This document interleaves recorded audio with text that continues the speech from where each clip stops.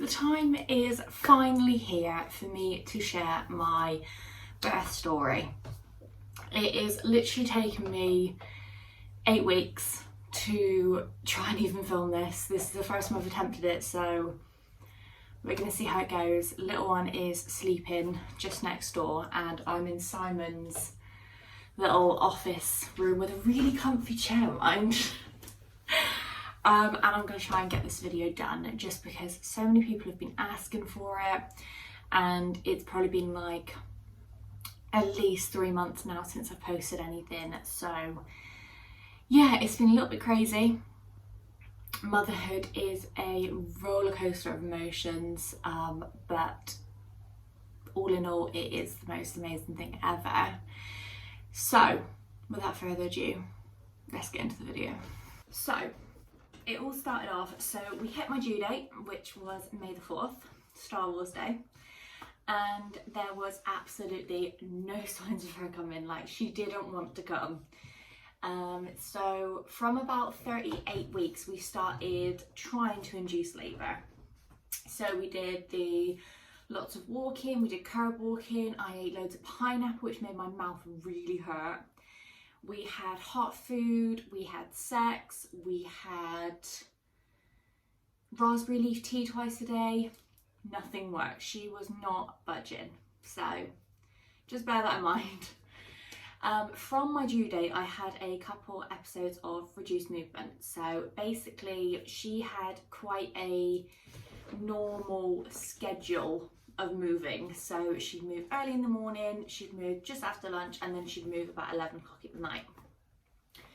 And I went a full day without feeling her move, which obviously they say that's a worry. Come in, we'll check you out. So that happened a couple of times. I went in, they strap you up to a little monitor thing and they check her heart rate, they pick it up, and then you press a little button when you can feel her move. Funny enough, every time we got in there, she would move at least once. So just how she was. But so we went in for a couple of times for that. Then I had a growth scan on the Monday after I was due. So that was 6 days overdue, I think. So I had my growth scan and they said, oh, okay, baby's measuring a little bit big.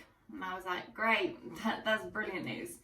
So I spoke to my midwife and obviously again wasn't majorly happy with my movement, so I went back in and they turned around, they looked at me and they said, look, you're almost a week overdue. If you're still worried about the movements and all of that, and if she's a bit of a bigger baby, we'd rather not keep her in there any longer and for her to keep growing.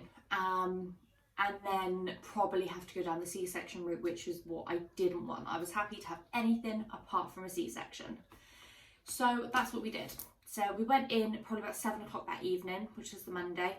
And by about 9 we got seen and they turned around and said, obviously explain the situation. And we said, right, okay, well, we haven't got the bags with us. So they said, that's fine. We went back home. I had something to eat and then grabbed our bags and we went back. By the time we got back, it was like 11 o'clock, 12 o'clock. So it was really late. I literally managed a meal deal. And that's when it all started. So bearing in mind, just to go over my birth plan was a nice water birth. I was going to labour as much as I could at home. Go in when I needed to, nice water birth, no pain relief, baby comes naturally, home in 4 hours. Did not go anywhere near that. I think, yeah, none of that went to plan. Anyway, so we get over to the ward again, and that's when I had to say goodbye to Simon, and that was probably the hardest bit. The nurse was with me and she was absolutely amazing. She said, look, don't worry, it's going to be okay, we're going to be here with you, all of that.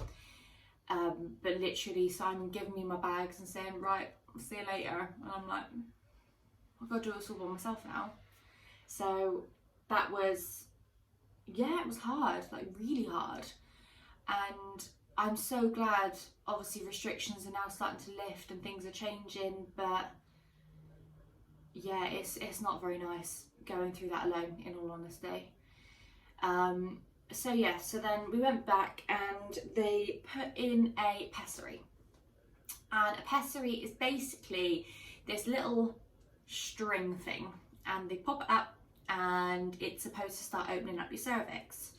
So when she went to check, she said, oh, by the way, you're actually about 1 centimetre dilated. And I was like, oh my God, that's amazing. Bearing in mind I've had 3 failed stretch and sweeps before being induced, so one of them maybe did something. So she said, yep, you're about 1 centimetre dilated, so your body is starting to go into labour, but it's not really doing much. So she popped in the pessary, gave me another sweep, which I'm not gonna lie is so uncomfortable. Okay, my camera cut me off, sorry. So yeah, the pessary is not very nice at all. It's quite uncomfortable. It kind of feels a bit like a shoelace. So they put the pessary in, and it was about midnight on Monday. And they say we keep it in for 24 hours and it's supposed to start establishing your labour, and then hopefully after that we can transfer you upstairs, have your waters broken if they haven't gone already, and start your labour. So midnight I had the pessary put in. I think then they transferred me to a ward which was with like 3 other women. I had one woman to my left who was just constantly moaning, and I mean, yeah, bless her, she was moaning, and the other 2 were really, really quiet. They were sleeping for most of it. And I think I had a little bit of sleep, even though I was crying and upset and being there by myself. And I think about 4 a.m. I woke up and I was like, okay, these are contractions. And they weren't unbearable. They were uncomfortable. They weren't very nice, but they weren't the best. And this ward is so hot. I was absolutely boiling. So I went outside in my little dressing gown and my slippers, and I was like, can I just pop outside for some fresh air? And they were like, yeah, absolutely fine. So I went outside, had a bit of fresh air, and I was like, oh, okay, like these are quite uncomfortable now. And I was timing them, and they were about, I don't actually know. They weren't at the level they want them to be, so they were too far apart and they weren't long enough, but they were there. And at that point I thought that I was going to go and have a bath just to try and help the pain a little bit. So you've got the toilets and they've got a bath in, so I felt a little bit bad because I was like, well, if I go and have a bath and then there's going to be someone next door who has a bath in the other one, then someone needs the toilet, they can't go to the toilet. But it was fine. So I had a bath and I got out of the bath, and that is when they got worse, and then they were quite uncomfortable, and that's when I took this photo, which was my last bump photo, or my last nice bump photo. I do have another bump photo which is a little bit afterwards, but I was massive. I'm never doing this again.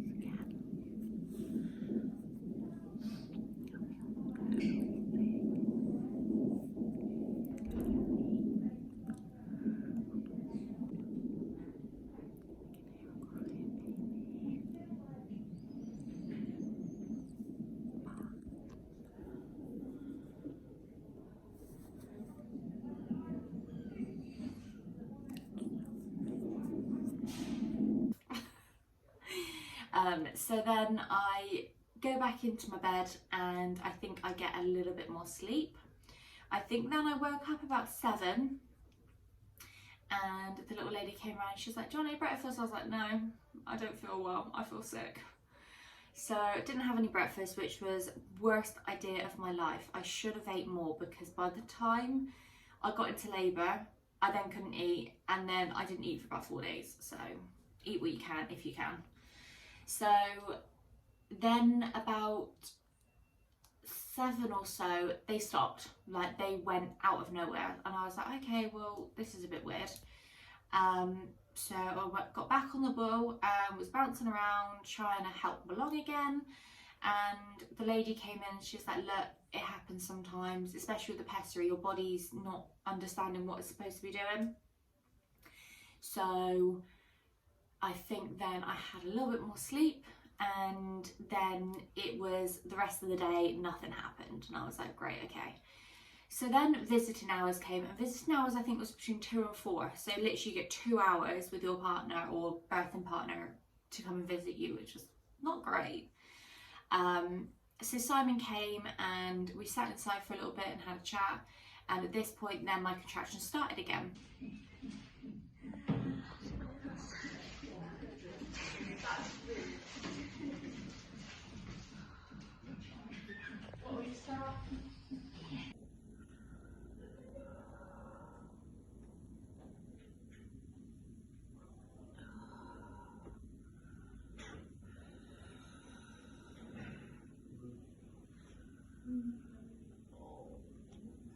Contractions started again. Then I was like, look, I want to get some air. We went outside and I didn't get very far without needing to stop because I had another contraction. So it wasn't the greatest.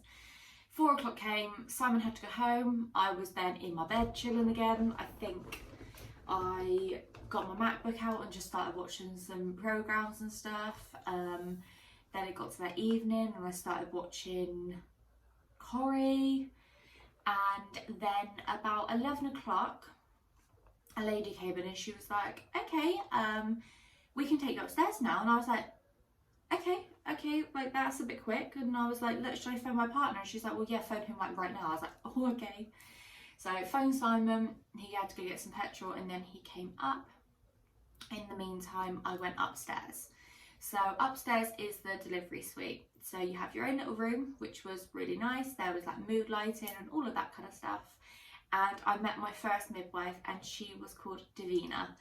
And she was really, really lovely.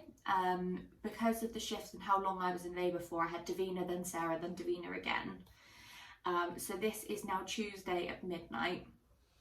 And I go upstairs and she goes, okay, we're going to break your waters. And I was like, hold up. Can we wait for Simon, please? So she was like, yeah, okay, like it needs to happen soon though. And I was like, wait, you can wait 5 minutes. So Simon came and then she was like, right, I need to check you and then we're going to break your waters. And so you lie on the bed and again, they do another examination, which again is so uncomfortable. And she goes, okay, well you have progressed a little bit, but not really. I was like, well, what do you mean? She was like, you're about 3 centimetres. And I was like, okay, well, I've done 24 hours of this pessary and it's done nothing. It's done 2 centimetres, so not great. So then they break your waters and it's, I didn't really look to be honest, but it was this blue plastic hook kind of thing. Obviously it goes up and they nab your waters and then suddenly it's just, and then I like wiggled and then it was like, and then they were just leaking for a couple of hours. So it was a lot of water. But as soon as they broke my waters, my contractions came thick and fast. It went from 0 to 100. The contractions downstairs felt piss easy compared to this. I was literally stood up. I was lying on Simon. I was lying on the bed. I was on my back, on my front. I was like lying over a ball. Everything was so unbearable. I was crying. Yeah, they really came hard. So she came back in and I was like, can I have some pain relief now? I didn't have any pain relief throughout so far. And I was like, I need some pain relief. And she was like, what do you want? I was like, I don't care, give me anything. And she was like, do you want the epidural? And I was like, yeah, I don't care, give me the epidural. So I had the epidural, which I originally didn't want, but it was the best thing I had. So within a couple of minutes, she came back in and she said, okay, we need to put a catheter in. A catheter? No, that goes down there. The thing in your hand. So she had to put the thing in my hand. She tried on this hand and she hit a vein and my hand swelled and it went all bloody and it was peeing out and it was everywhere. So that didn't go well. Then she tried on this hand. Again, didn't work. So then the anaesthetist came in and then she managed to get it in my hand. And then obviously they did the epidural. So you lean over a pillow and they pop the needle in your back and you don't really feel it. I just closed my eyes. It wasn't bad at all. Like, only worst thing was I looked up and saw Simon's face at the needle, and apparently it was like this big. So it's not that bad. Had the epidural, say this was probably about 2 a.m. and it's probably more like 3 a.m. Had the epidural and it was lovely. I went to sleep. I then woke up about 6 a.m. so I had a good few hours sleep, and at that point she turned around and she said, okay, you're about 6 centimeters dilated. So my body was working, but just very, very, very slowly. So then they popped the hormone drip in, and the hormone drip is at the second stage of induction, and it's supposed to start getting everything sorted again. So I had the hormone drip, and obviously I didn't feel anything. Like, my body was contracting, I felt absolutely nothing, which was amazing. So she turned it up, turned it down, turned it up, turned it down, until we got to about 4:30 in the afternoon. And then she examined me again, and this examination was lovely because I didn't feel anything. And she said, well, you're 10 centimeters, you've done it. Like, your body has finally got there, you're ready to go. We'll give you an hour just to make sure that your body just gets that last little bit, make sure everything's nice and open, and then we will start pushing.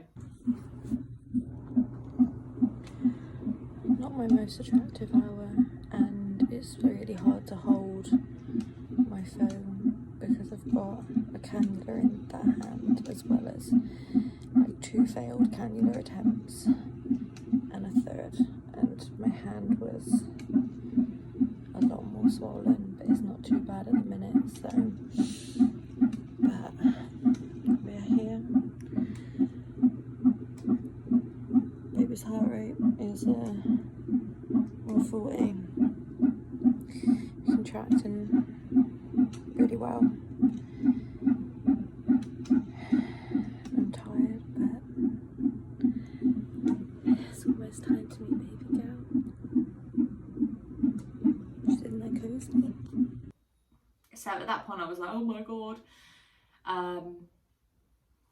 So we got to that bit, and then we gave it a little bit of time. She then came back in and it was ready to start pushing. So at this point I still couldn't feel anything because of the epidural. So when they turn around and they say, look, you need to push on a contraction, you don't know when your body's contracting, you can't feel anything. So I had to look at the monitor and look, obviously, when it went up, and it was my body telling me I had a contraction, and then also with the midwives who were looking, going, you're contracting. So I pushed for about, it was a while, it was 2 hours of pushing before her head came out, and that's a long time pushing. It was painful, and I think the first probably about an hour and a half I still felt nothing, and then after an hour and a half of pushing, my epidural ran out, and at that point they weren't willing to top it back up. So I went from feeling absolutely nothing to then feeling absolutely everything with no pain relief, because I didn't even think to ask for any more, any different type of pain relief. So then it came to the actual pushing, and oh my god, it was painful. It was 2 hours of actually pushing to get her head out, and then it was another little while longer, and then she finally came out. She was born at 5:44 on May the 12th, weighing 8 pounds 7 ounces. So she's a little bit of a chunky baby, and she came out looking like this, and she had little arm rolls, and she had really, really chubby cheeks, and yeah, it was incredible. It was surreal. You don't actually think that your body can do that, and at the end of the day, I know that people have babies like they're going out of fashion, but I'm so proud of my body for being able to birth a baby. Like, it is probably always going to be my greatest achievement. It was amazing. It really, really was. Obviously, it was painful, I'm not going to lie, and I had so many tears in labour, and I was saying I can't do it and it's too painful, and I was starting to give up because I just couldn't get the head out, and it was so hard to keep pushing, and you've got to do 3 pushes per contraction, which you're holding your breath, and you get so dizzy, and it's really tough going. But she arrived and she was healthy, and she came out, and at that point I was so dizzy, and I was feeling so sick, and they popped her on my chest, and I couldn't see. I was so dizzy, and I was like, oh my god, baby. And they gave her straight to Simon, because I was like, can you just give her to Dad? I need to sort my shit out and catch my breath and figure myself out again. And I turned over, and then he's just there cuddling her, and it's the most amazing thing ever, honestly. I'm like welling up. Like, why am I welling up with the birth of my child? Oh, it's an important thing, I guess. So one thing we did opt for was the delayed cord clamping. So it's basically when they clamp the cord, the placenta stops feeding baby. So we said we want to make sure she gets everything she can possibly get off the placenta. So we delayed it until it stopped pulsing, and then we clamped it, and then Simon cut the cord. Here's a photo of him cutting the cord, but you can't really see much. It's not the best photo, but I'm there taking that whilst absolutely in my own little world. And then, yeah, so the rest is like a complete blur, to be honest. It went so quickly. Like,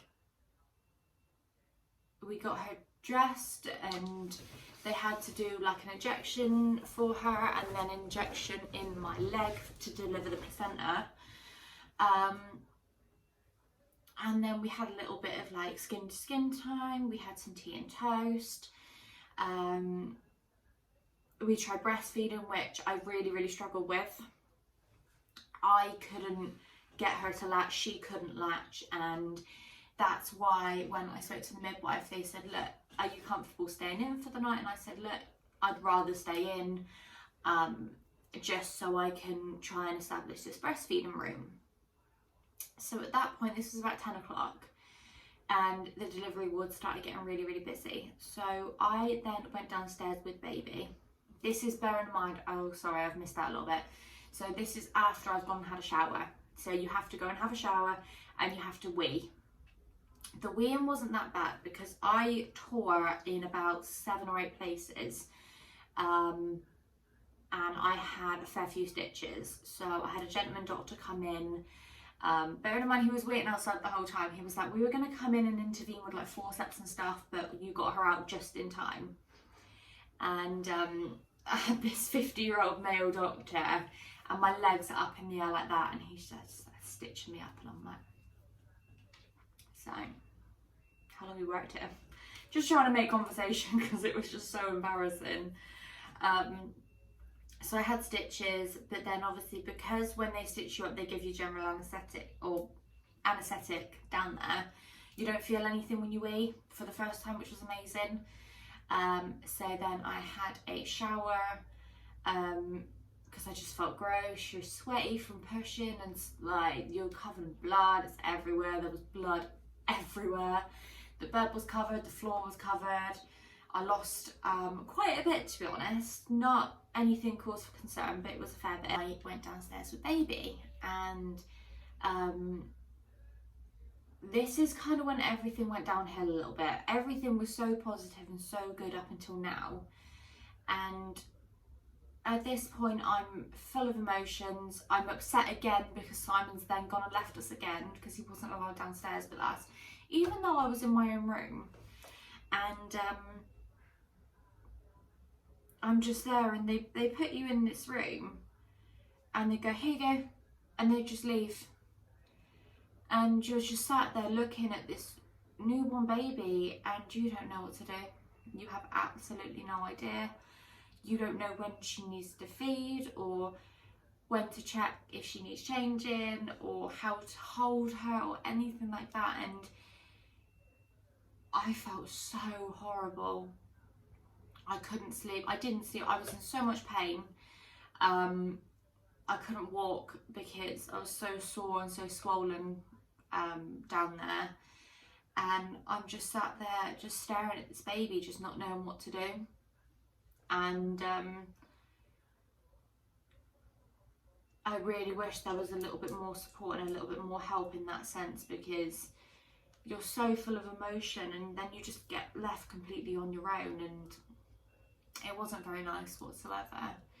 And I mean, it took me like 10 minutes to get in and out of the bed. Like it was painful. So instead of, obviously when I was downstairs the first time, they would check on you every 3 hours to check your heart rate and all of that. And that evening when I went downstairs again, they didn't do that. They only came if you called them. So I phoned for a couple of times, and the first time I phoned was because I really needed to go to the toilet, and these the crib things they're in, obviously they're on wheels, but they're not easy to move around and there isn't much room in these toilets. So I just phoned and said, look, I need to go to the toilet, can somebody just watch the baby? And they just looked at me and was like, yeah, okay. And then I did that again, and I had another lady, and she was really, really lovely. She actually cuddled baby, and she was really, really lovely. And I phoned a couple more times. I phoned quite a lot that time, and I phoned again because she was hungry, she was screaming, she was crying, and I didn't know what to do. And obviously I was struggling to breastfeed anyway, and that was the whole reason I stayed in, was to have some help establishing how to breastfeed. And I didn't really have much help, and I still really struggled, and I still couldn't get her to latch, and it was really stressful. And I think because I was already so upset, it then made it even worse, trying to put all this pressure on myself, trying to breastfeed and not really having much help. So I had some colostrum, which I gave to her because it was just the latch we couldn't establish. So I gave her some colostrum, which was great, until about an hour later she started choking. So I had to phone again, and I was crying my eyes out. I was absolutely in a state, going like, oh my god, my baby's choking, I don't know what to do. And a lady came in and she's like, she's fine, look at her, she's fine. I was like, she's literally choking. And not only that, is that I've just fed her this 1 ml of colostrum, and then she's just brought it all the way back up again by choking. And she's like, she'll be fine. And I was like, right, okay, well surely she's now lost the food which she had, and also like obviously it was the mucus in her chest. Like I can understand that, but it was still very, very scary to go through that. And yeah, it was not the best night, to be honest. And then the next morning I had a lady come through, and she was the same lady which looked after me when I was downstairs the first time. I don't know her name, but she was blonde, she was young, and she was really lovely. And she looked at me and she's like, are you okay? And I was like, no, I'm not okay. Like, I'm really struggling breastfeeding, all of this. And she was like, look, it's okay. Like, you've got two options. I can try and find somebody who can properly talk you through the breastfeeding, but we're so busy, it's going to be such a long time. And I was like, but my baby hasn't been fed. Like, she's hungry, I can't feed her. And she's like, okay, well, I'll go and get you a bottle. So they have pre-made bottles in the hospital, and we gave her a little bit of that. And again, I was so upset at this point. I was like, can you do it? And she was like, yeah, of course. And she fed baby for me, and she showed me how to do it. And oh, I owe that girl the world, honestly. And yeah, she was really, really lovely. And so we gave her a bottle, and she finally had some milk, which was amazing, and she didn't throw it up and all of that. And we kind of established, like, at the end of the day, let's not put so much pressure on ourselves. As long as my baby is fed, then that's the most important thing. So after that, they obviously do a few checks, and they check you're okay, check baby's okay, all of that. And then it got to about 2 o'clock in the afternoon, and they finally said, look, if you want to go home, you can go home. And I was like, yeah, I want to see my partner, I want to go home, I want to get comfy. So Simon came back up, we packed our bags and we left. Bearing in mind it took me about an hour to walk to the car because I'm still in so much pain. And we get back and I go, okay, well, I think she's hungry again. So again, I tried breastfeeding her, and I was just sat there. And I remember I was sat on this chair I bought because it's a little bit higher than our sofa, and I was sat in the front room. And Simon stood behind me, and I'm trying to get to latch on, and it's so painful. And I was just crying and crying and crying. And we just said, look, let's just make a bowl. And we made a bowl, and she took to it, and she's been bottle fed since, and she's happy, she's healthy, she's putting on weight. We had the health visitor out for her 8-week check, and she's weighing 10.5 pounds now, which is amazing. And yeah, I mean, bottles are confusing, don't get me wrong.